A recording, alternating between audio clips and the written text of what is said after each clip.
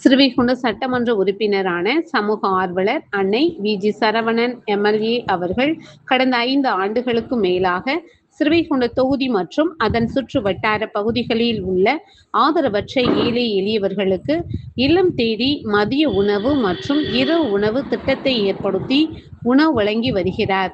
இந்நிலையில் தமிழக வெற்றிக் கழகத்தின் ஐம்பெரும் கொள்கை தலைவர்களுள் ஒருவரான சமூக ஆர்வலர் அஞ்சலை அம்மாளை கொள்கை தலைவராக அறிவித்ததன் ஏற்பால் தமிழக வெற்றிக் கழகத்துடன் இணைந்து தமிழகத்தின் நிரந்தர முதல்வர் திரு சி. ஜோசப் விஜய் அவர்களின் ஆசியுடன் கழக பொதுச் செயலாளர் அண்ணன் புசி என். ஆனந்த் அவர்களின் வழிகாட்டுதலின்படியும் 2/8/2026 அன்று 1480வது நாளாக ஏரல், உண்டியலூர், ஸ்ரீவைகுண்டம், கோட்டைக்காடு, சிறுதொண்டநல்லூர் மற்றும் கீழமங்கலக்குறிச்சி அதன் சுற்று வட்டார பகுதிகளில் உள்ள 167 ஆதரவற்ற ஏழை எளியவர்களுக்கு தமிழக வெற்றிக் கழகம் தூத்துக்குடி மேற்கு மாவட்டம் ஸ்ரீவைகுண்டம் சட்டமன்ற உறுப்பினரான சமூக ஆர்வலர் அன்னை வி.ஜி. சரவணன் எம்.எல்.ஏ.